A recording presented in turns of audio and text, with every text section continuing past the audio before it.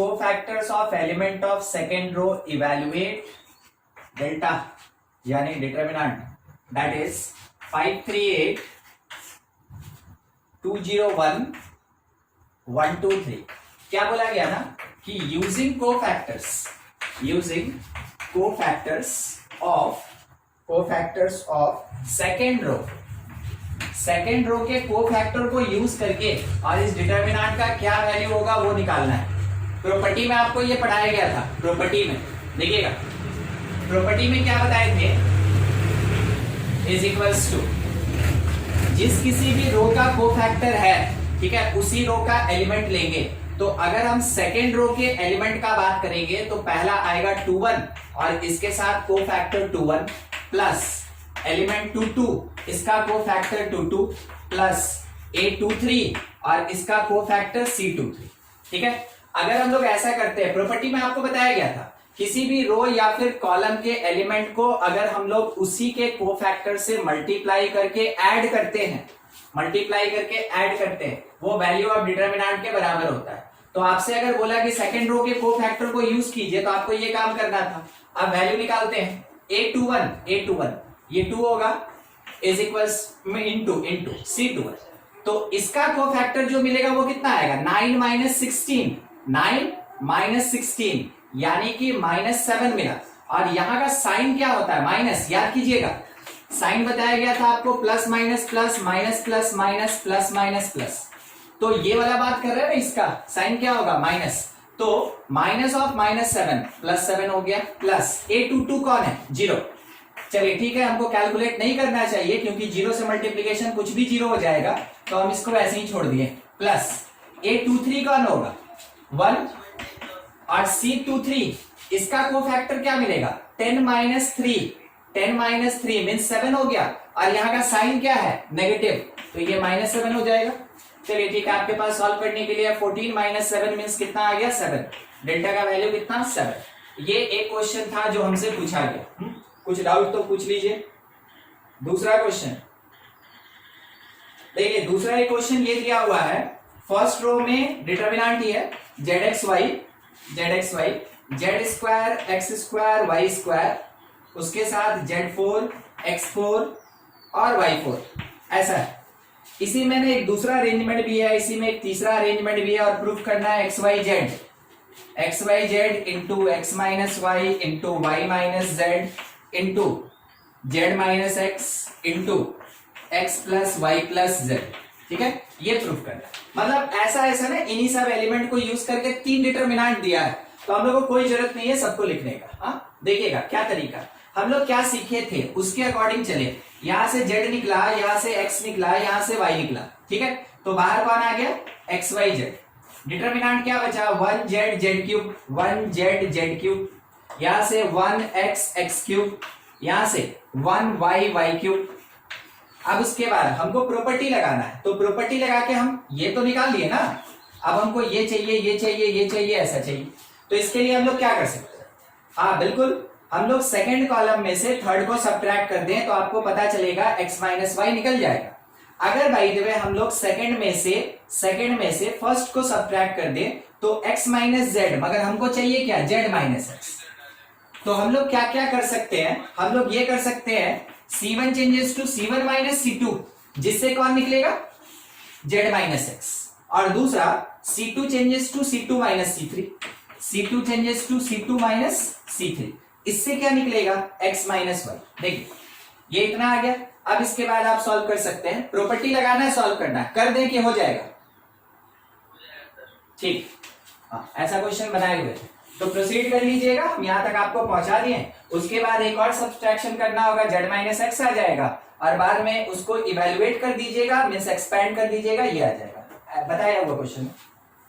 और देखते हैं और क्वेश्चन। देखिए प्रूफ करने का ही क्वेश्चन है।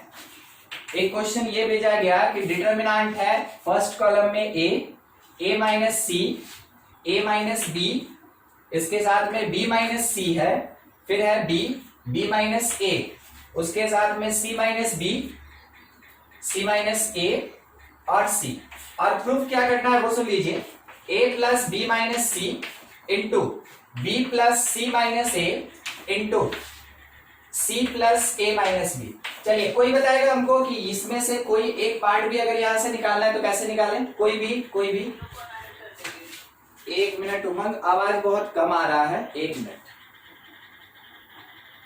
हाँ बोलिए। तो सर बोले तीनों को ऐड कर सकते हैं। अच्छा, अगर हम तीनों को ऐड कर दे, तीनों हम ये सेंस में नहीं समझे कि आप रो बोले कि कॉलम बोले? Column sir. कॉलम। अगर हम तीनों कॉलम को ऐड कर दें, मतलब आपका ये कहना है कि C1 changes to C1 plus C2 plus C3। देखिए बेनिफिशियल है कि नहीं, चेक कीजिए, ठीक है। ये सब चीज खुद से करने का कोशिश करना है, ट्राई करते रहना। C माइनस बी, आपको क्या लगता है? ये कट गया, ये कट गया, बचा क्या मेरे पास? A। और चलिए दूसरे वाले को करके देखें। Sir C1 plus C2 minus C3 अगर करेंगे तो उनके पास आ सकता है। अच्छा ठीक है, वो भी कर लेते हैं, एकदम ऐसे ही, ठीक है। सोच के आप जो बोलिएगा हम अप्लाई करके दिखा देंगे। आपको लगना चाहिए हाँ इसका इम्प्लीमेंटेशन हो सकता है कि नहीं हो सकता। माइनस C3, देखिए क्या मिला हमको? A प्लस बी माइनस सी और माइनस सी और प्लस बी। तो क्या हुआ कि A प्लस 2B और माइनस 2C आ गया। क्या इसमें से कोई भी पार्ट है? नहीं सर। नहीं। चलिए ठीक है, सोचिए, करना यही है। सर R2 और R3 को अगर सब्ट्रैक्ट कर रहे हैं A से, मतलब R1 से, हाँ तो A कैंसिल हो जाएगा और ठीक है, एडिशन में आएगा। एकदम ठीक। देखिए आप जो अभी बात बोले ना, ये चीज आपका रिक्वायरमेंट है जो कि आपको नीड यहाँ पे क्रिएट कर दिया कि हाँ हमको ये करना चाहिए। आपको ये पता चला 3A में से बस एक A कैंसिल हो जाए, एक A बच जाएगा और B और C बचना चाहिए। आप अभी हमको सजेस्ट किए कि सर देखिए R1 चेंजेस टू, आप क्या कीजिए कि R1 में से R2 को सब्ट्रैक्ट कीजिए, ठीक है, और उसमें क्या कीजिए कि ऐड कर लीजिए R3 को। शायद आप यही बोले, ऐसा? अच्छा यही। और अगर मान ले रहे हैं यहाँ माइनस कर दें तो, ठीक है, यही ना बोले उत्कर्ष? ठीक है, हम क्या किए? a माइनस ए प्लस सी और माइनस ए और इसके साथ में प्लस बी, ये है, ठीक है। क्या हुआ कि माइनस ए प्लस ए कट गया। अब हमको लगता है ये वाला चीज कहीं ना कहीं प्रेजेंट है, ठीक है। देखें आपको रो और कॉलम में सोचना है, इसमें हम मेरे बताने के लिए कुछ नहीं है। हम क्या करेंगे, हम आपको ये एक बार में बता देंगे और आप ट्राई कीजिएगा तो 2 या 3 बार में या एक ही बार में आ जाएगा, ठीक है। मगर करना यही चीज, करना यही है, प्रॉपर्टी वाला पता चला, अप्लाई किए, डिटरमिनेंट क्या मिल गया हम लोग को? b प्लस सी माइनस ए, बी प्लस सी माइनस ए। वैसे ये कॉमन भी निकल जाएगा, इसको भी आप चेक कर ले, इसको भी आप चेक कर ले। तो इसमें से ये सब्ट्रैक्ट हुआ तो b कैंसिल हो गया, माइनस सी बचा है, माइनस बी और प्लस। तो आप ये लिख सकते हैं कि वहां से हम लोग को मिलेगा माइनस सी माइनस बी और प्लस सी। इसी में एक और एलिमेंट होगा इसका वाला, ठीक है, इसका वाला। तो जब इसमें से इसको सब्ट्रैक्ट करेंगे सी cancel, minus B plus A minus C, minus B plus A minus सी। तो देखिए ये कॉमन निकलेगा, ये फर्स्ट रो था मेरा, ये फर्स्ट रो है, ये फर्स्ट रो, ठीक है। सेम वही चीज अब हम लोग को यहाँ पे भी करना। अब बताइए अगला स्टेप और क्या करें? ये निकल गया और कुछ, इसको हटा दें हम, ये हो गया था ना, इसको नहीं तो आप स्क्रीनशॉट ले लीजिए, हम इसको हटाएंगे तब तो लिखने का जगह बनेगा थोड़ा। हाँ ठीक है मोहन, बस 1 मिनट, ठीक है। उससे क्या होगा ना कि हम यहाँ पे अगर लिख लेंगे तो सबको इसमें काम कर सकेगा, इसलिए हम थोड़ा लिख लेते हैं पहले। देखिए इस जगह पे 1 आएगा, यहाँ पे -1 आएगा, इस प्लेस पे क्या आएगा? -1। तो ठीक है, 1 -1 और 1 कॉमन ले, बाकी जो है वही a माइनस सी है, b, हाँ ये -1 होगा, एकदम ठीक। a minus B, b minus A और c हो गया। चलिए ठीक है, अब आप देखिए आपके पास टारगेट सेट है ना, आइदर ये चाहिए या फिर ये चाहिए, कोई भी ट्राई कीजिए, ट्राई कीजिए। C1 changes to C1 plus C2 और C2 changes to C2 plus C3।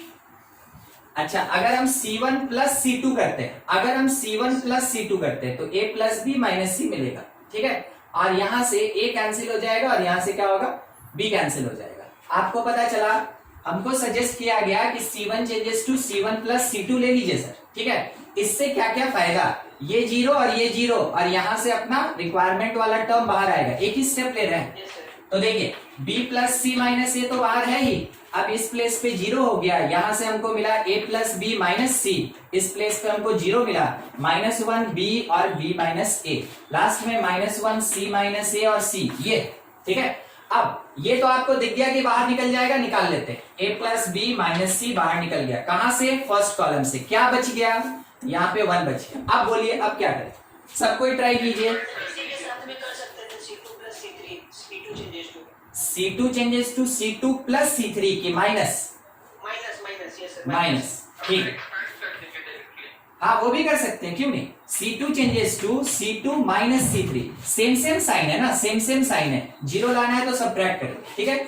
Subtract किए, मेरे पास बाहर में था b प्लस सी माइनस ए, उसके साथ में था a प्लस बी माइनस सी, और इसके साथ में डिटर्मिनेंट में क्या लिखा था वो दिखा दें, C1 में कोई चेंज नहीं, 0 1 0, C2 में मेरे पास चेंज है C2 माइनस C3, ये 0 हो जाएगा, इसमें से इसको सब्ट्रैक्ट करेंगे, ध्यान रखिएगा, इसमें से इसको सब्ट्रैक्ट करेंगे, a प्लस बी माइनस सी हो जाएगा, इसमें से इसको सब्ट्रैक्ट करेंगे, इसमें से इसको सब्ट्रैक्ट करेंगे, क्या मिलेगा वो देखिए, b माइनस ए माइनस सी मिलेगा, ठीक है, b माइनस ए और माइनस सी, क्या हम कॉमन ले पाएंगे, हाँ कि ना,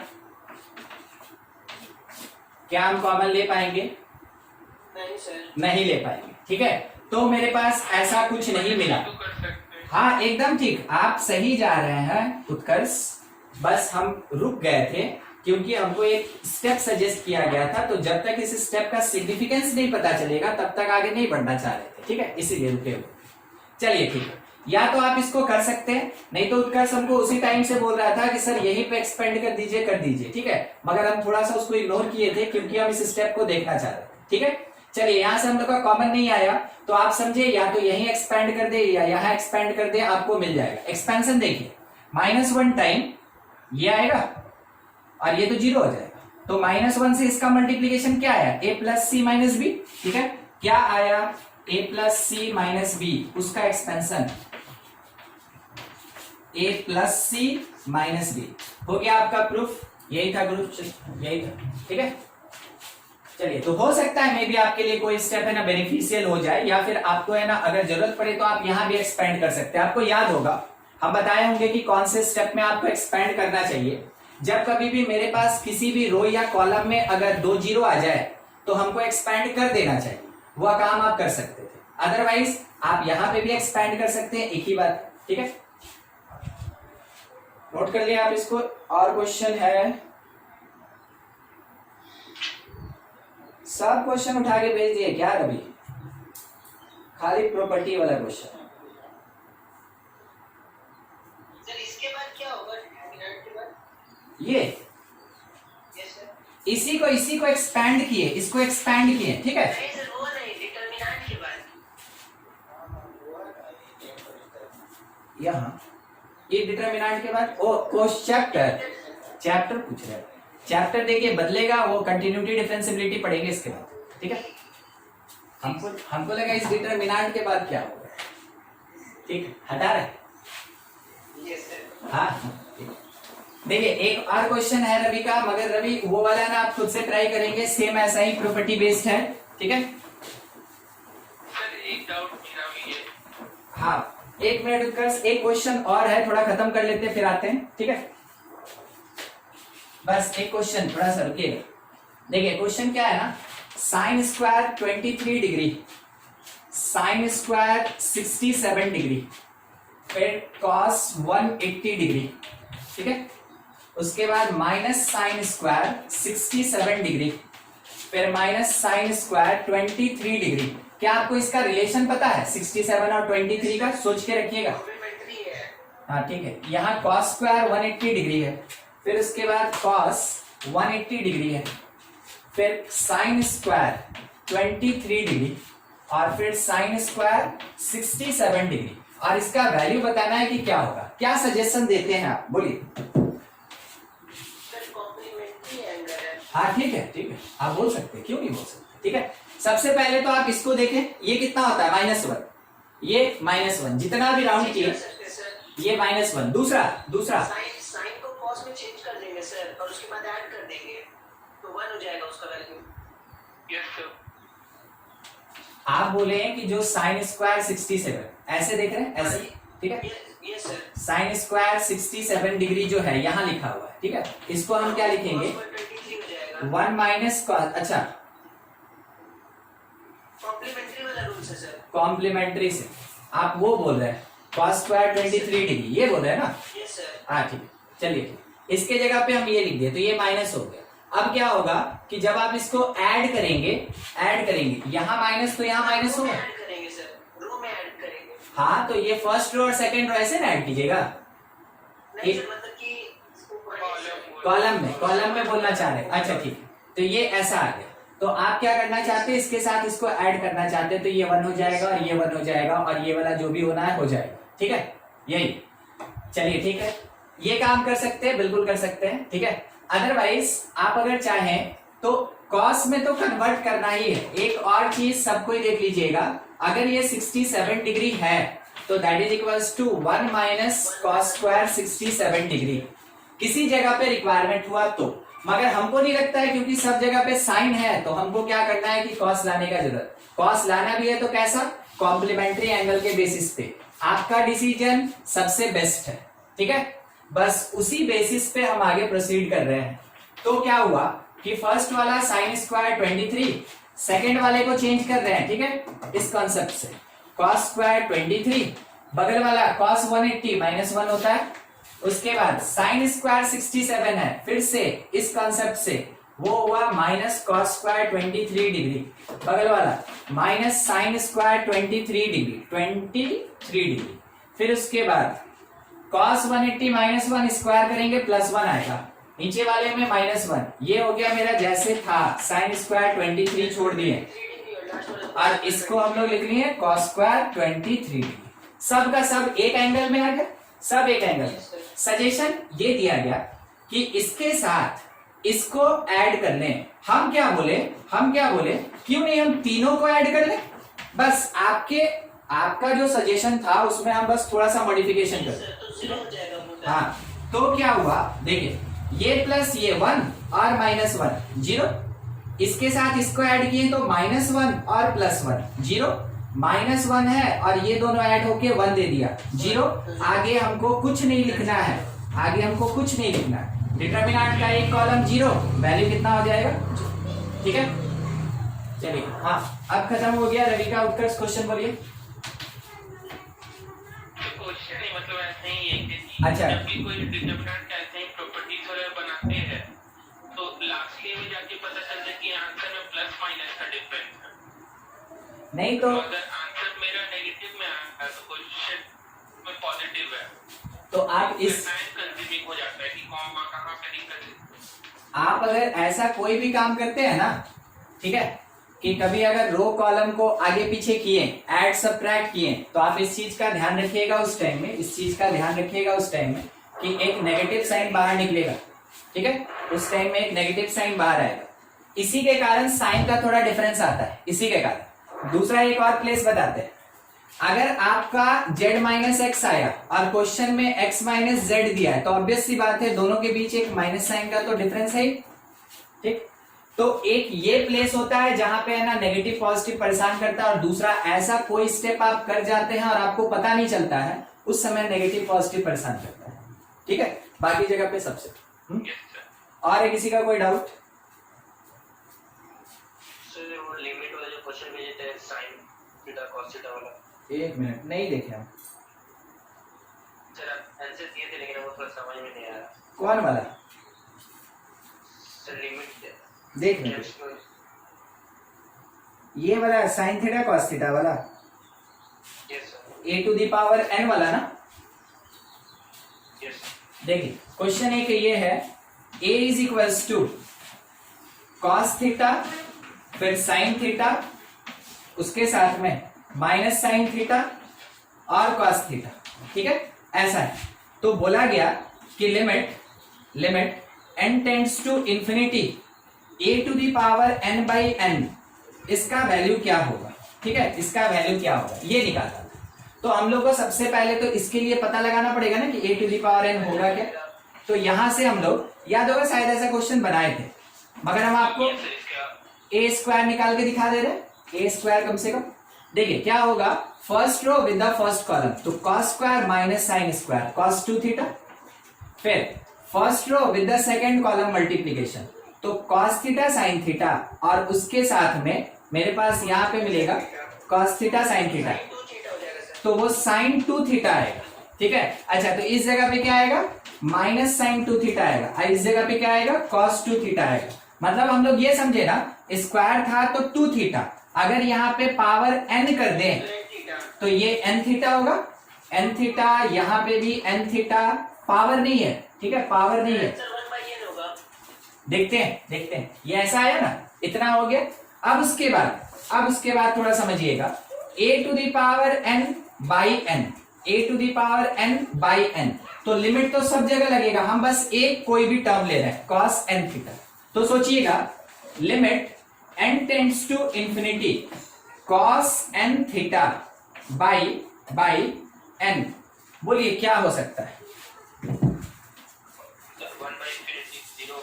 1 बाई इंफिनिटी 0 हो सकता है, कोई जरूरी नहीं है कि यहाँ पे 1 ही आएगा, मगर एक चीज बता दें, cos n थीटा लाई करेगा -1 से 1 के बीच, ये तो कंफर्म है।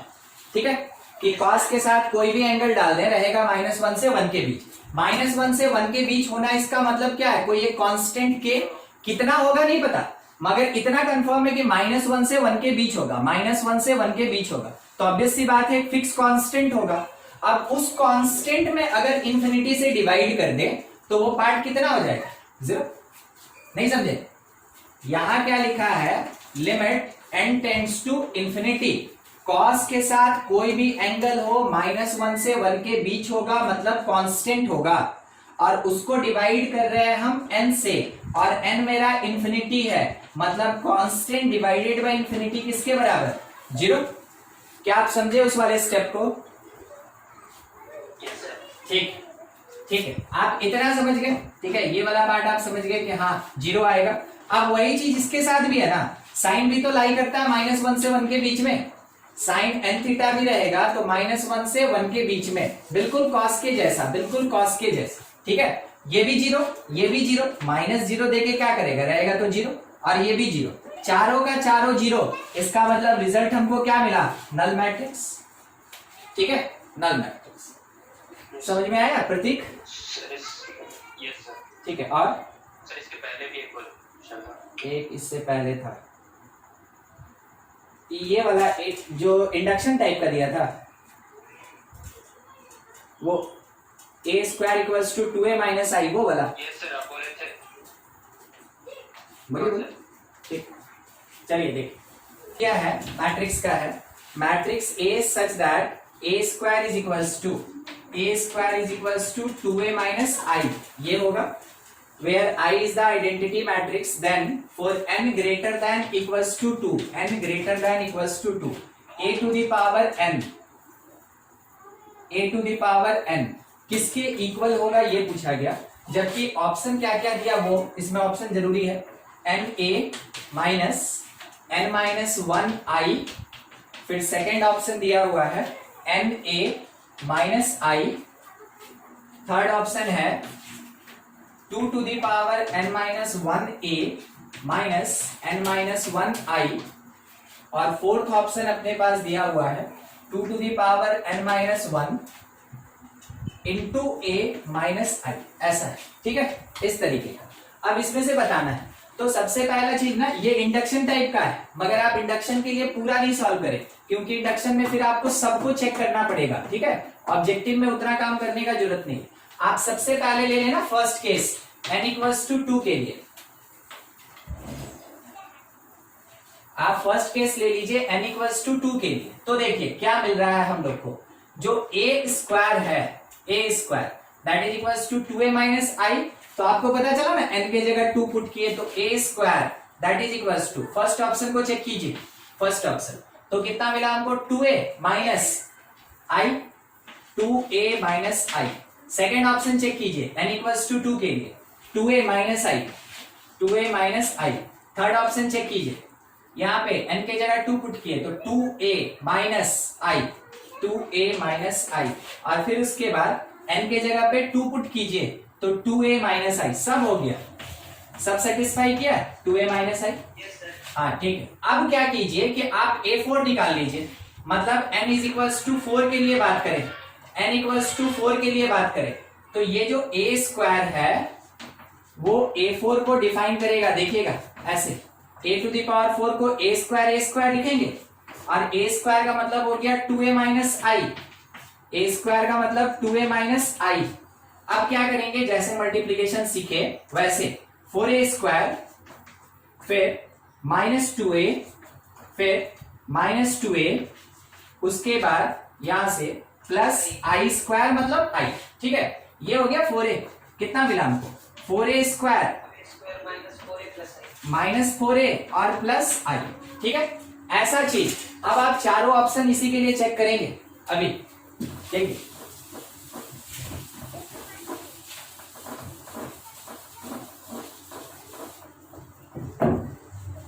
n इक्वल्स टू 4 के लिए फर्स्ट ऑप्शन देखिए क्या है। फर्स्ट ऑप्शन में क्या मिलेगा हमको, 4a माइनस n माइनस 1 यानी 3i फर्स्ट। ठीक है, सेकंड वाला मेरे पास है, अगर a स्क्वायर का वैल्यू हम लोग पुट करेंगे तब ना हम लोग के पास a के फॉर्म में आएगा। हाँ वही ठीक है, करेंगे हम लोग। देखिए क्या है ना कि अभी मेरे पास जो ऑप्शन आ रहा है, तो हम देख लें कि ऑप्शन कैसा आ रहा है। हम देखेंगे a का पावर 1 आएगा तो हमको रिक्वायरमेंट फील होगा ना कि a स्क्वायर को हमको चेंज करना चाहिए। ठीक है, या तो आप यहां से करके आगे बढ़े, और नहीं तो इसके बेसिस पे इसको सॉल्व तो करना ही पड़ेगा, क्योंकि ये a स्क्वायर रखा है और ये सब a रखा है। ठीक है, तो करना पड़ेगा, बिल्कुल सही करना पड़ेगा। हम थोड़ा पुट कर ले, 4a माइनस आई, सी ऑप्शन यहाँ पे, तो n के जगह पे हम लोग 4 पुट किए, तो 8a माइनस 3a और डी पहला वाला ऑप्शन सेटिस्फाई कर रहा है, ये वाला है ना। तो n के जगह पे हम लोग क्या पुट किए थे, 4, तो 8a माइनस, फर्स्ट वाला सेटिस्फाई कर रहा है। ठीक है, तो वो आंसर हो जाएगा। हम लोग के पास आया था क्या, हम लोग के पास आया था कि a to the power 4 that is equals to 4a square, और क्वेश्चन दिया कि a स्क्वायर जो है वो 2a माइनस आई है, उसके आगे माइनस 4a और प्लस आई। ऐसा हम लोग इसको सॉल्व किए, तो 8a माइनस 4a, फिर उसके बाद minus 4i plus I minus 3a, मिल गया a टू दी पावर 1 के बेसिस पे ये वाला पार्ट आपको यहाँ पे। बस अगर कभी भी एक पॉइंट पे, क्योंकि इंडक्शन का मतलब क्या होता है ना कि आपको n इक्वल्स टू 1 पे चेक करना है, फिर n इक्वल्स टू m पे चेक करना है, फिर n is equals to m plus 1 पे चेक करना है, ये अपने आप में लेंदी होगा। तो इंडक्शन से रिलेटेड अगर कभी ऑब्जेक्टिव रहा तो आप एक पॉइंट स्टार्टिंग जो दिया उस पे चेक करें, उससे आंसर आपको मिल गया तो बहुत बढ़िया। अगर नहीं मिला, अगर आपको नहीं मिला, अगर ये मल्टीपल होता तो हम लोग यहीं पे आंसर करने का कोशिश करते, मगर मेरा सजेशन हमेशा क्या रहेगा, इंडक्शन में कम से कम 2 पॉइंट के लिए जरूर ट्रीट करें। अब देखिए दूसरा पॉइंट मेरा है ना, यहाँ पे हो सकता था हम n क्यूब ले लेते, हो सकता था हम यहाँ n3 ले लेते, तो a क्यूब आता, हम वो भी काम कर सकते थे। ठीक है, वो भी काम कर सकते थे, मगर हम ज्यादा यहाँ पे प्रेफर किए n इक्वल्स टू 4। क्यों, क्योंकि मेरे क्वेश्चन में a स्क्वायर दिया है, तो हम इसके मल्टीपल में ज्यादा प्रेफर करेंगे, ना कि ऑड मल्टीपल में लेके चल। ठीक है, क्लियर हो गया? ठीक है, और किसी का कोई डाउट?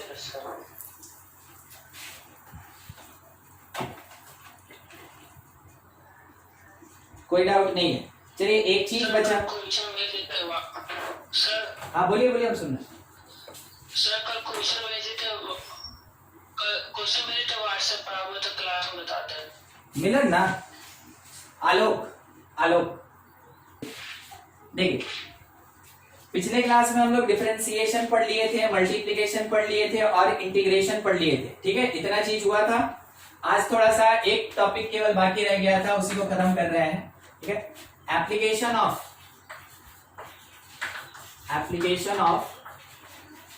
सिग्मा, ठीक है, समेशन या फिर सिग्मा ऑन डिटरमिनेंट के ऊपर इस समेशन का, इस सिग्मा का क्या एप्लीकेशन होता है, बस यही चीज हम लोग को पढ़ना है। ठीक है, देखिएगा, सबसे पहला चीज आपको कुछ पार्ट पता होना चाहिए, बताते चलिएगा।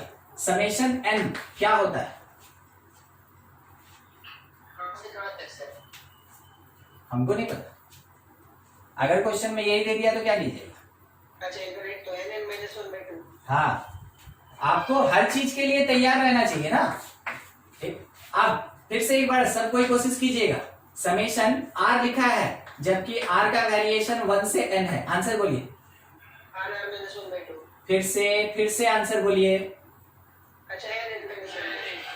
n n plus 1 by 2, n plus 1 by 2। मतलब क्या हुआ, अगर यहाँ पे मेरे पास कोई ऐसा वेरिएबल दिया है जो कि वैरी करता हुआ दिख रहा है, तो जो टॉप मोस्ट सबसे मैक्सिमम वैल्यू होगा उसके बेसिस पे हम ये लिखते हैं। कहां पढ़े थे? सीक्वेंस सीरीज में। ठीक है।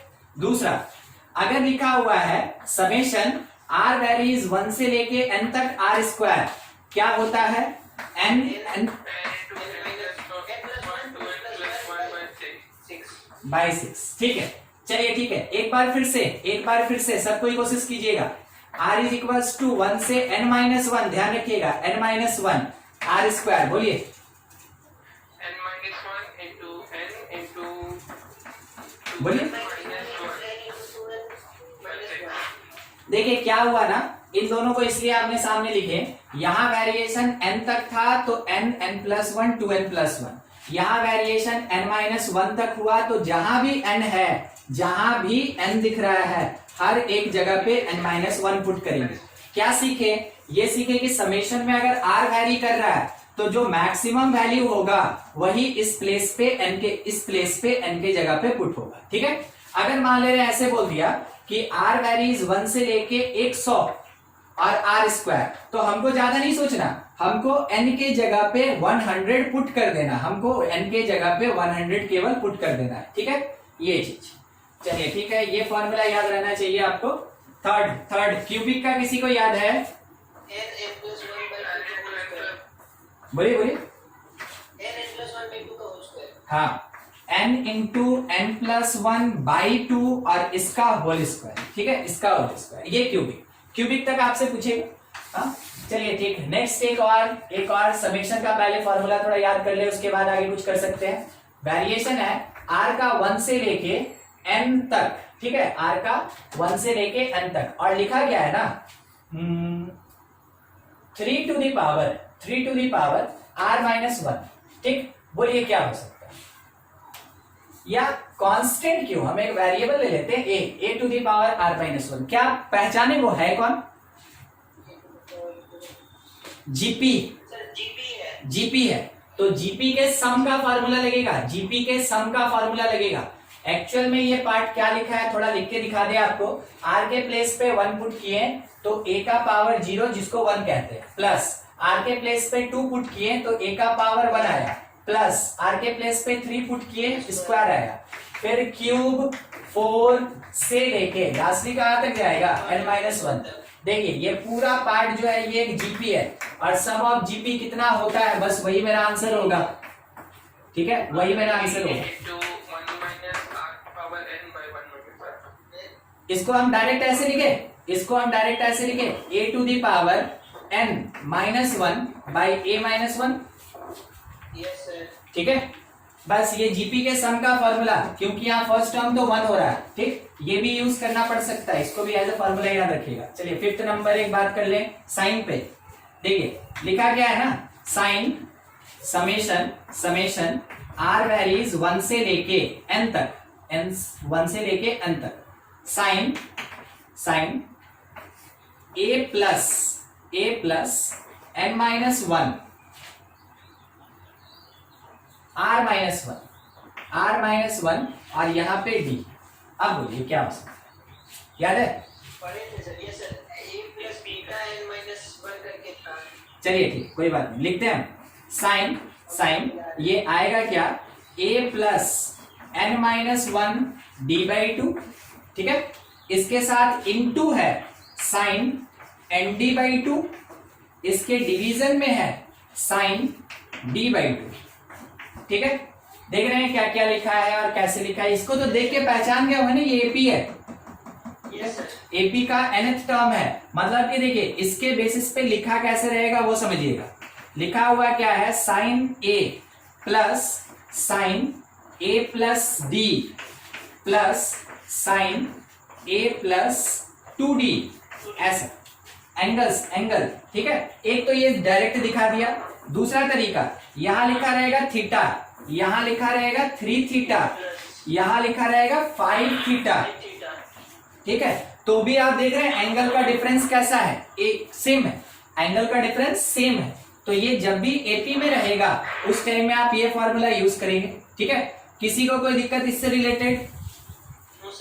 ठीक है, आप इसको इंडक्शन में भी पढ़े हैं और उसके साथ ट्रिग्नोमेट्री में भी है और उसके साथ सीक्वेंस सीरीज में भी है। 11th क्लास में 3 बार ये चीज मिला था आपको, ठीक है। सेम ऐसा ही कॉस के लिए अगर जरूरत पड़े, क्योंकि आप इतना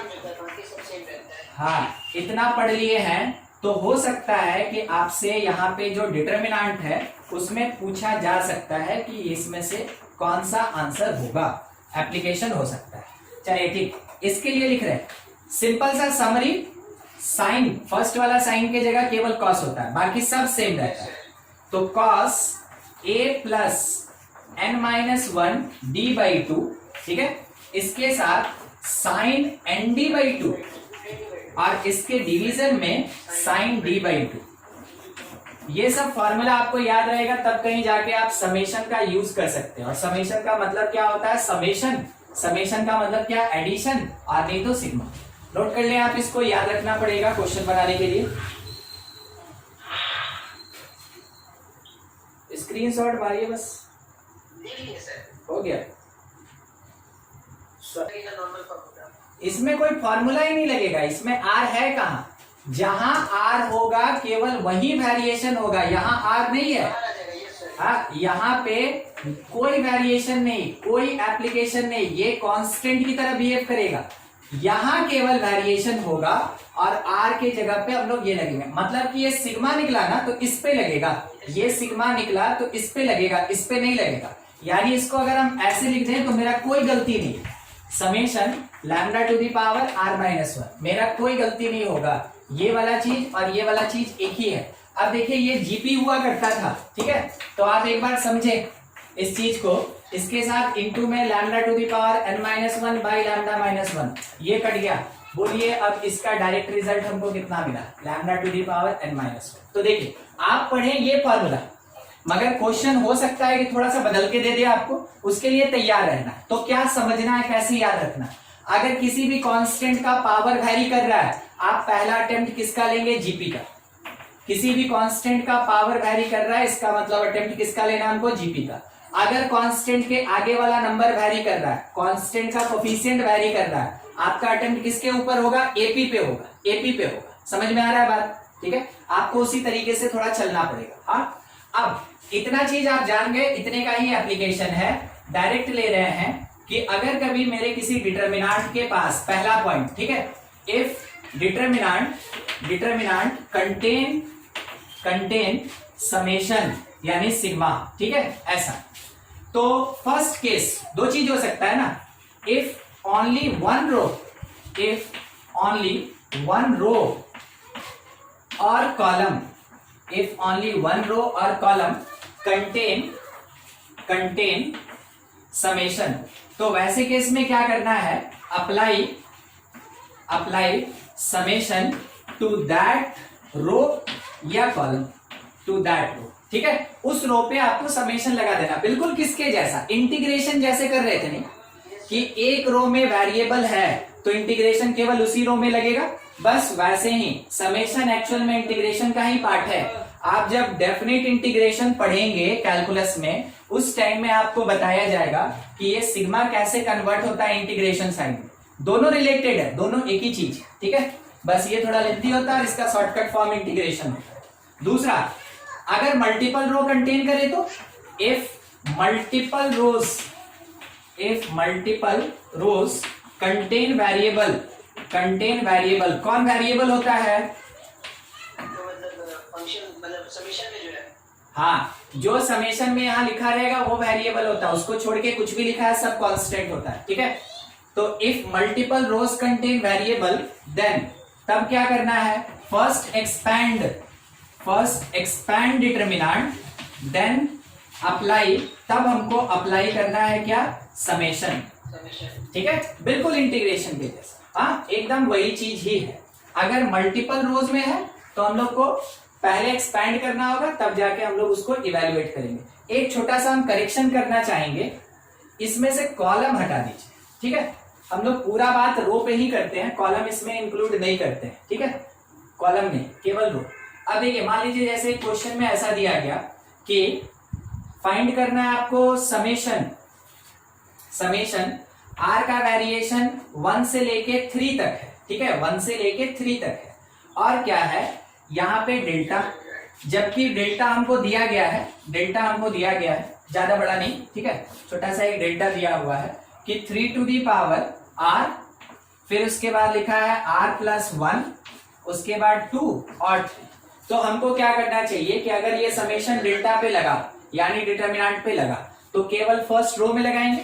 तो हम ये लिखेंगे यहां से कि समेशन डेल्टा, जबकि r का वेरिएशन 1 से लेके 3 तक है, that is equals to summation लगेगा 3r पे, तो समेशन ऑन 3r, r का वेरिएशन 1 से 3 तक कुछ भी दे सकता है, और दूसरा समेशन लगेगा r+1 पे, जबकि r का वेरिएशन 1 से 3 तक है। सेकेंड रो में कोई चेंज नहीं, यानी ये 2 रहेगा और 3 रहेगा, कोई चेंज नहीं, ठीक है। इतना मिल गया। अब बस आपको इसको सॉल्व करना है, ध्यान रखिए, इस पार्ट को हमको सॉल्व करना है। तो हम क्या करेंगे कि इसको चाहे तो बाहर सॉल्व कर लें, 3 टू दी पावर r, जब r का वैल्यू 1 से लेके 3 तक है। इसका मीनिंग क्या हुआ? इसका मीनिंग हुआ 3 का पावर 1, 3 का पावर 2, 3 का पावर 3। आपको कोई जीपी लगाने का जरूरत नहीं, डायरेक्ट ऐड कीजिए। 27 + 3 कितना होता है? 30, 30 + 9, ठीक है, मिल गया इसका प्लेस और वैल्यू। फिर समेशन दूसरा वाला दिया है, r का वेरिएशन 1 से लेके कहां तक है? 3 तक है। समझते चलिएगा किसके ऊपर है?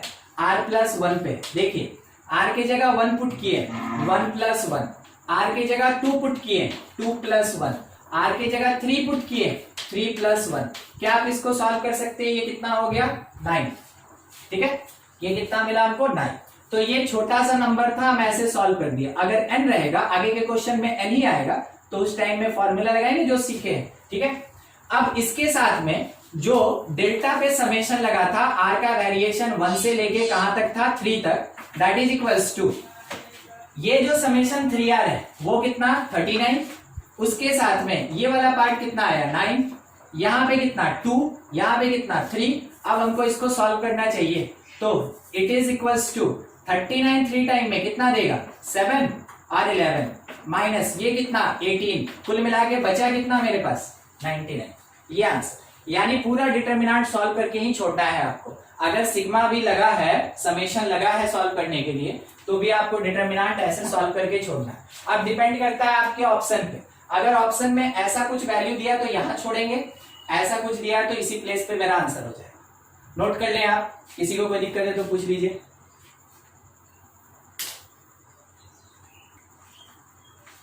क्वेश्चन ये है, डेल्टा आर यानी determinant, that is equals to r x n+1 by 2, ठीक है।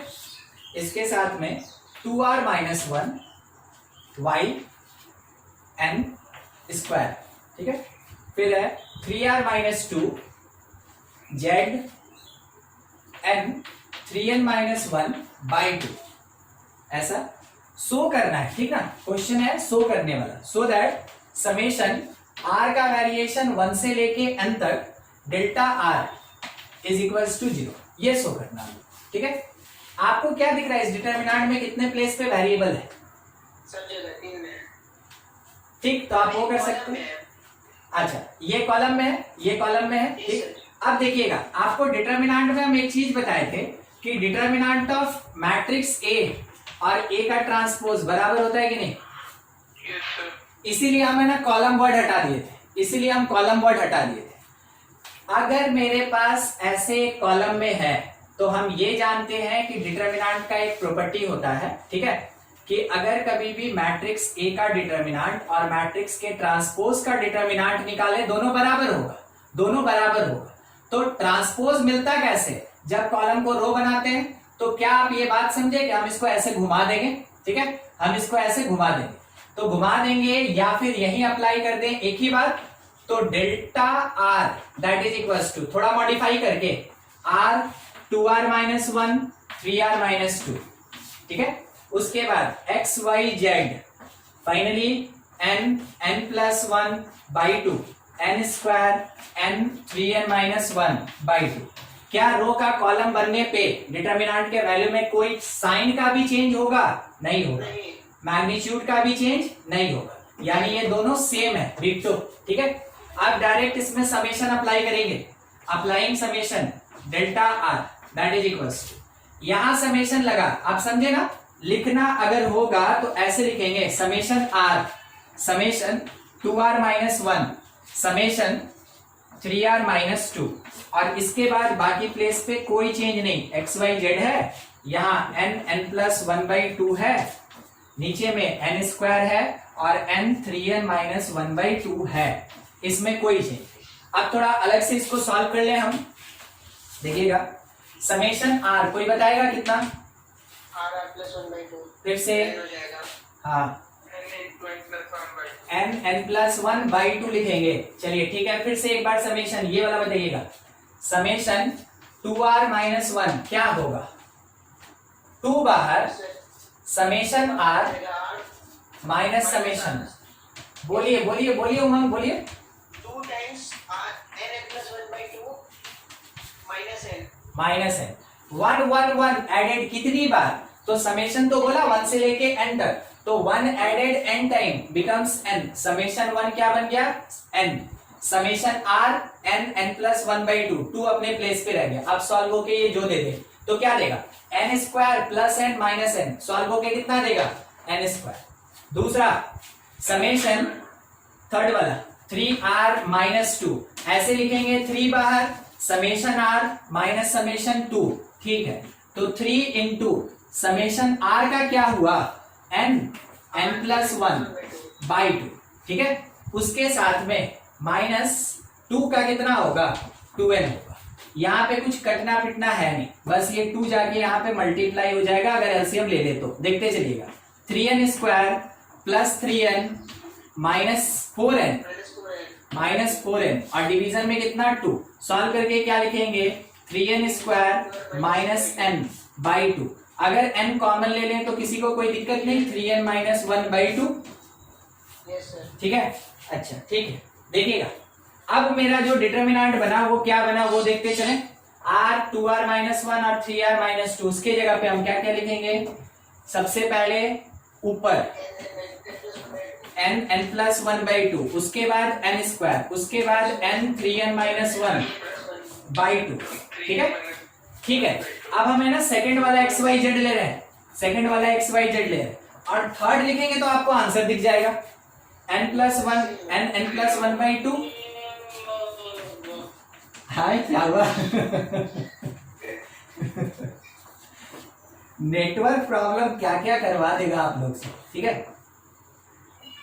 1/2, चलिए ठीक है। यहाँ पे R1 और R3 क्या हो गया? आइडेंटिकल हो गया। R1 R3 identical, R1 = R3, इस कारण से डेल्टा का वैल्यू कितना आ गया? 0। चलिए ठीक है, नोट करेंगे। एक क्वेश्चन है आपके लिए, 2-3 क्वेश्चन कर लेंगे इसमें, एक आपसे पूछ लेते हैं, ठीक है। देखिए क्या दिया हुआ है ना, DK मतलब determinant in terms of K, DK मतलब वही, ठीक है। उसके बाद 1 2K, फिर लिखा है 2K - 1, फिर है n n² + n + 2, उसके बाद n², फिर है n n² + n n² + n + 2, ठीक है। और ये वाला पार्ट एक्चुअल में कुछ और भी दिया हुआ है कि समेशन डीके जो है, जबकि k का वेरिएशन 1 से n तक है, इज इक्वल्स टू 48। तो बताइए n का वैल्यू क्या होगा, ठीक है।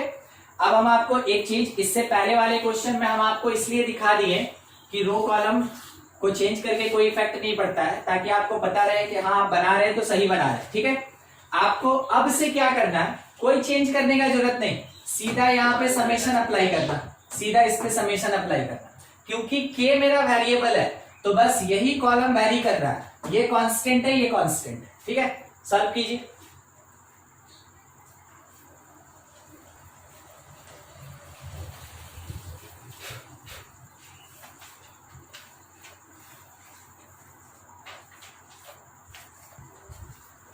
समेशन कर रहे हैं सर थोड़ा।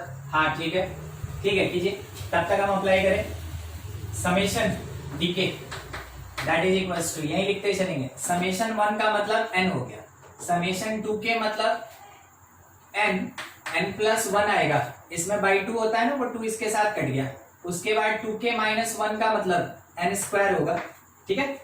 2k माइनस 1 करके तो देखें, अगर आपको कभी भी वैसा लगे कि हाँ क्या होगा, तो इसमें मत सॉल्व कीजिए, मींस डिटरमिनेंट में मत सॉल्व कीजिए, एलिमेंट को बाहर निकालिए और सॉल्व करके देखिए।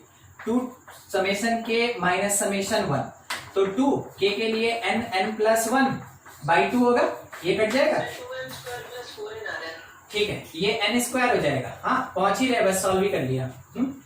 तो इसलिए आप ऐसा कोई काम बाहर ही कर ले, डिटरमिनेंट में मत कीजिए, नहीं तो वो तो ऐसे ही बड़ा होता और बड़ा हो जाएगा इतना। सेकंड वाला n square plus n plus 2, उसके बाद n स्क्वायर। थर्ड वाला n square plus n square plus n plus 2, ऐसा। अब इसमें n कॉमन आया, n कॉमन आया, n कॉमन आया, निकाल लिए हम, ठीक है। अच्छा यहां से n मेरा कॉमन नहीं आएगा, यहां से भी n कॉमन नहीं आएगा, तो हम n ही केवल निकाल सकते हैं यहां से, ठीक है। निकाल लिए, तो मेरे पास बाहर में कौन आ गया n, अंदर क्या बचा 1 1 1, उसके साथ में पूरा लिख रहे हैं n स्क्वायर प्लस n, नीचे n स्क्वायर, यहाँ पे n square plus n plus 2, यहाँ n स्क्वायर, इस प्लेस पे n square plus n square plus n plus 2। क्या सजेशन है आपकी तरफ से, इसमें से इसको सब्ट्रैक्ट कर दे, छोटा हो जाएगा, C2 minus C1। Sir C2 minus C1 और C3 माइनस C2। हाँ अगर हम इसमें से, अच्छा एक काम करें, इसको सब्ट्रैक्ट कर दें, हाँ सर वो भी कर सकते हैं। ठीक है। तो हम क्या कर रहे हैं ना कि इसमें चेंज कर रहे हैं, ध्यान रखिएगा ये मेरा छोटा है, तो C3 changes to C3 minus C1, और दूसरा C2 changes to C2 changes to C2 minus C1, ये दो काम कर रहे हैं, इज इक्वल्स टू n बाहर, फर्स्ट वाले में कोई चेंज नहीं, 1 n स्क्वायर प्लस n और n स्क्वायर, इस जगह पे इसमें से हम सब्ट्रैक्ट किए थे इसको 0, इसमें से ये सब्ट्रैक्ट हुआ 2, इसमें से ये सब्ट्रैक्ट हुआ 0, इसमें से इसको सब्ट्रैक्ट किए थे 0, इसमें से ये सब्ट्रैक्ट 0, इसमें से ये सब्ट्रैक्ट 2, और ये पूरा पार्ट हो गया, बहुत सॉल्व कर लिया हमने, ये पूरा पार्ट दिया ना क्वेश्चन के किसके बराबर 48। अब ये डिटरमिनेंट सॉल्व कर लीजिए और उसको 48 के इक्वल कीजिए, तो देखिए इसी के लिए सॉल्व करेंगे, ठीक है, 1 के लिए तो क्या मिलेगा 4 माइनस 0, बस तो इसी के लिए हम सॉल्व करेंगे तो 0 0 हो जाएगा, 1 के लिए 4 माइनस 0, तो यानी 48 इज इक्वल्स टू 4n, तो n का वैल्यू हमको कितना मिला 12। देखिए एक बार किसी का कुछ डिफरेंट आया है तो हमको बताइए, सर मेरा डिफरेंट आ रहा है, क्या आ रहा है 2n square plus 4n। 2n square, sir 3 पे n प्लस 2 आएगा। हाँ कहाँ पे बोलिए तो एक बार, 3 और ये वाला, हाँ एकदम ठीक, n प्लस 2 होगा, इसमें से ये सब्ट्रैक्ट किए थे ना n प्लस 2 होगा, तो ये कितना मिला 2n प्लस 4, एकदम ठीक है, सही है। यहाँ 1 टाइम कितना 2n प्लस 4, ऐसा अगर 2n निकाले, ये कितना मिला हम लोग को 44, तो n कितना आया 11, और देखिए किसी का कुछ भी डिफरेंट, सर n 6 होगा, सर 4 होगा, क्या होगा सर n से इंटू भी होगा, ये वाला, यस सर ठीक, 2n स्क्वायर प्लस 4n आएगा। हाँ एकदम सही। चलिए ठीक है, सब चीज हो गया, जो भी आएगा गलत रहेगा, ध्यान दीजिएगा, यहाँ पे ध्यान दीजिएगा, देख रहे हैं ना, ये वाला ध्यान दीजिए, ठीक है। वो मेरे पास यहाँ डीके था, n आया, फाइनली n मल्टीप्लाइड हुआ, अगर आप इसको हाँ बिल्कुल ऐसे लेके चले, n आएगा तब जाके सही होगा, नहीं तो फिर उसके बाद जो भी आता वो गलत होता, क्योंकि हम लोग एक n मिस करके चले। n 4 आ रहा है। हाँ ठीक है, 2n square plus 4n minus 48 is equals to 0, अब जाके आपको सॉल्व करना चाहिए, बाहर निकालिए, minus 24 is 0, plus 6n, split किस में 6 और 4 में, 6 प्लस 4, हाँ 6 और 4 में, n square plus 6n minus 4n minus 24g, वाला टर्म प्लस हो जाएगा। ये वाला मेरे पास आया कितना n प्लस 6, ये कितना n माइनस 4 इज 0। तो n का वैल्यू -6 और n का वैल्यू +4। बोलिए कौन पॉसिबल कौन नहीं पॉसिबल? 4 पॉसिबल। क्यों? पॉसिबल। ये क्यों नहीं पॉसिबल? देखिए सर माइनस कैसे है? है नेचुरल नंबर का सम होता है sir. Not possible since n belongs to natural number. Terms जो होता है वो नेचुरल नंबर होता है, ठीक है। अच्छा, यहाँ पे n does not belongs to natural number, इसलिए नॉट पॉसिबल। और ये मेरे पास आंसर 4। हाँ ठीक, 4 आया था तो सही।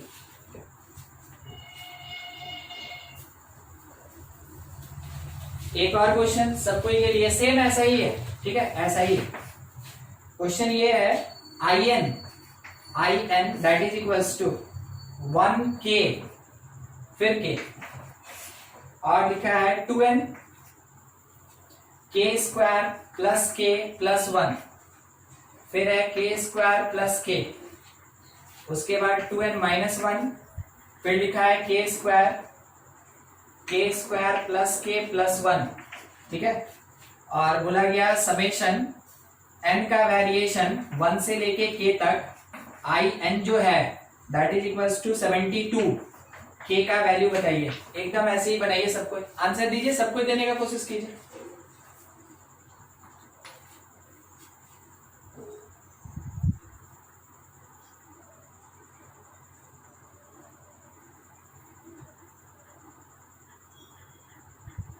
सबको ही ट्राई कीजिए आंसर देने का। बनाइए कहां पे लगेगा? n का वेरिएशन है ना, तो फर्स्ट वाले कॉलम पे लगेगा, ठीक है। वेरी करा के लिख रहा है summation in that is equals to 1 पे लग गया था तो k बन गया, फिर 2n पे लग गया तो k स्क्वायर प्लस k हो गया ना, प्लस के 2n प्लस 1 2n माइनस 1, तो वो क्या हो जाएगा k स्क्वायर। उसके बाद k square plus k plus 1, फिर है अपने पास k स्क्वायर, उसके बाद k स्क्वायर प्लस k, और उसके बाद k square plus k plus 1, और ये दिया है कि ये वाला पार्ट कितना है 72, ठीक है। अच्छा, माइनस करेंगे C1 कॉमन वॉमन नहीं ले, डायरेक्ट सब्ट्रैक्ट कर देते हैं, कोई बात नहीं कर। एक ही टर्म आएगा। हाँ हाँ, बस एक ही टर्म आएगा। तो हम लोग क्या करते हैं ना कि C2 changes to C2 minus C1 कर लेते हैं, ठीक है। और एकदम वही चीज जो अभी किए थे, C3 changes to C3 minus C1 कर लेते हैं, जो अभी इससे पहले क्वेश्चन भी किए। वो तो डिपेंड करता है, जरूरी नहीं कि बार बार आप यही करें, वो डिपेंड करता है ना। तो यहाँ पे आया मेरे पास k square plus k square, फिर उसके बाद है 0 C2 माइनस C1, इसमें से ये सब्ट्रैक्ट 1, इसमें से ये सब्ट्रैक्ट 0, इसमें से ये सब्ट्रैक्ट 0, इसमें से इसका सब्सट्रैक्शन -1, सॉरी इसमें से ये था ना 0, और इसमें से ये सब्ट्रैक्ट 1, ये आ गया। आप यहीं एक्सपैंड कर लें, इसमें से ये सब्ट्रैक्ट हुआ था, कितना बच गया मेरे पास k प्लस 1, ठीक है। k times k plus 1, k plus 1, ठीक है, इज इक्वल्स टू, इसको हम ऐसे लिखें 8 इंटू 9, तो k का वैल्यू क्या हो गया 8, ठीक है। Direct k is equals to 8 मिल गया हम लोग, ठीक है, k इक्वल्स टू 8 हो गया। डिटरमिनेंट इतना ही था, ठीक। अभी आप जो भी पढ़े सुन लीजिएगा, इंटीग्रेशन हो या फिर डिफरेंशिएशन हो या फिर समेशन हो, या आपके पास जो भी डिफरेंट प्रोसेस होता है, जितना हम लोग पढ़े, लिमिट वगैरह जो भी, अगर कभी लगाना हो डिटरमिनेंट के ऊपर, इसका कंडीशन बता दिया गया। अगर आपको at the time of examination नहीं याद आता है तरीका कि क्या बताया गया था या क्या पढ़े थे, तो सिंपल सा चीज याद रखिएगा, एक्सपैंड करके आप कुछ भी अप्लाई कर दे, सही आंसर आएगा। एक्सपैंड करने के बाद आप उसका इंटीग्रेशन करें, आप उसका डिफरेंशिएशन करें, आप उसमें लिमिट अप्लाई करें, आप उसमें समेशन लगा दें, आंसर सही आएगा। तो अगर आपको रूल रेगुलेशन याद है तो बहुत बढ़िया, सिंपल से बन जाएगा। नहीं याद है तो तरीका क्या, एक्सपैंड कीजिए, इंटीग्रेशन डिफरेंशिएशन जो प्रोसेस है सब लगाइए। अगर मान लीजिए किसी एक डिटरमिनेंट में, ध्यान से सुनिएगा, लिखा है लिमिट x टेंड्स टू 0 ऐसा, और बोला गया कि a बाई एक्स का वैल्यू बताइए, जबकि a मेरे पास दिया है एक डिटरमिनेंट, एक डिटर्मिनेंट क्या दिया है वो सुन लीजिएगा, साइन एक्स, उसके साथ में 1 सॉरी एक्स स्क्वायर, इसके साथ में यहां पे लिखा हुआ है x और इस प्लेस पे लिखा हुआ है cos x, cos x नहीं tan x, tan x। तो बोलिए ये लिमिट सब पे लगेगा या किसी एक पे लगेगा? सब पे लगेगा। क्यों? सब एक्स का फंक्शन है, सब एक्स का फंक्शन है सर, इसीलिए सब x का फंक्शन। ठीक, अगर मान ले रहे हैं जैसे कि यहां पे लिखा हुआ रहता 3, अब तभी लगता, तब भी लगता और मेरा आंसर कहां जाता फिर? आंसर इंफिनिटी, हमको लगा माइनस इंफिनिटी। 3/0 तो इंफिनिटी। ठीक है, दिखाते हैं, रुकिए। अब इतना हो ही गया तो लिमिट जो भी आएगा, ठीक ना, लिमिट वाला ही पार्ट लिख रहे हैं। अगर साइन एक्स बाई एक्स लेंगे तो 0/0 1 हो जाएगा, ठीक है। एक्स स्क्वायर बाई एक्स लेंगे 0 हो जाएगा, 3/x लेंगे इंफिनिटी हो जाएगा, उसके बाद tan x बाई एक्स लेंगे 1 हो जाएगा। क्या मिलेगा वो देखिए, 1 माइनस 0 इंटू इंफिनिटी क्या होता है? 0 इंटू इंफिनिटी 0। अरे ये इनडिटर्मिनेट फॉर्म है, ये लिमिट का इनडिटर्मिनेट फॉर्म है। यहाँ 0 तो एग्जैक्ट है ना? एग्जैक्ट 0 नहीं था, x था। अच्छा हाँ ठीक है, यस सर। लिमिटिंग वैल्यू है, लिमिटिंग वैल्यू। फिर तो बाहर लिमिट लगाना पड़ेगा सर, पहले एक्सपैंड करके फिर लिमिट लगाएंगे। हाँ वो सही है, बस इसीलिए दिए थे हम, ठीक है, वो एकदम सही। देखिए आप इसमें पहले लिमिट लगा दिए, बाद में आप इसको सॉल्व किए तो ये फिर से एक इनडिटर्मिनेट दे दिया, और इस इनडिटर्मिनेट में लगाने के लिए मेरे पास कुछ नहीं है, इस इनडिटर्मिनेट में लगाने के लिए कुछ नहीं है। मगर एक बार ध्यान से देखिएगा, समझ में आएगा, एक चीज समझाते हैं। देखिए साइन एक्स, ठीक है, साइन एक्स बाई एक्स 1 हो गया complete, x square by x बच गया, छोड़ दिया। यहाँ पे 3/x जैसे था वैसे ही छोड़ दिए, नहीं सॉल्व किए, और tan x बाई एक्स 1 हो गया। अब थोड़ा सा सोचिएगा, मन सोचने के लिए है, 1 माइनस 3/x इंटू एक्स, यही तो मैथमेटिक्स है। आया? Yes sir. ठीक है, तो आपके पास जो फॉर्मेट रहेगा ना, आप उसको है ना कभी सॉल्व करें, इनडिटर्मिनेट आया, इनडिटर्मिनेट फॉर्म आया मतलब कि सॉल्व होगा और कांस्टेंट वैल्यू देगा। इनडिटर्मिनेट हमेशा सॉल्वेबल होता है, इनडिटर्मिनेट आया मतलब सॉल्व होगा और कांस्टेंट वैल्यू देगा। तो हम क्या गलती किए हैं कि मेरा फिर से इनडिटर्मिनेट आ गया, बस वही चीज चेक करना होता है। Sine x by x appropriate एक स्टेप में 1 देगा, tan x by x appropriate एक स्टेप में 1 देगा, मगर एक्स स्क्वायर बाई एक्स ये एक स्टेप में आपको 0 नहीं देगा, ये x देगा। 3/x जो इंफिनिटी होता है हम कैरी करेंगे, क्योंकि इंफिनिटी से हमको हमेशा बचना है, ठीक है, इंफिनिटी से हमेशा बचना है। कैरी किए, मेरे पास सॉल्व करके आपको आंसर यहाँ पे दिख गया कि क्या आता है, ठीक है। तो इनडिटर्मिनेट मतलब फिर से सॉल्व होगा, और जो भी तरीका आपको लगे आप उस तरीके से सॉल्व करके निकाल सकते हैं आंसर। क्लियर हुआ बात? ठीक है, चलिए ठीक है, ये था अपना डिटर्मिनेंट। डिटर्मिनेंट खत्म हो गया। अब आपका काम है थोड़ा क्वेश्चन बनाइएगा, ठीक है, जो डाउट होगा आप हमसे पूछ लीजिएगा, बाकी हम अगले क्लास में आपका क्लास लेंगे, फिर जो भी रहेगा तो नेक्स्ट मंडे से फिर स्टार्ट करेंगे कंटिन्यूटी डिफरेंशिएबिलिटी, ठीक है।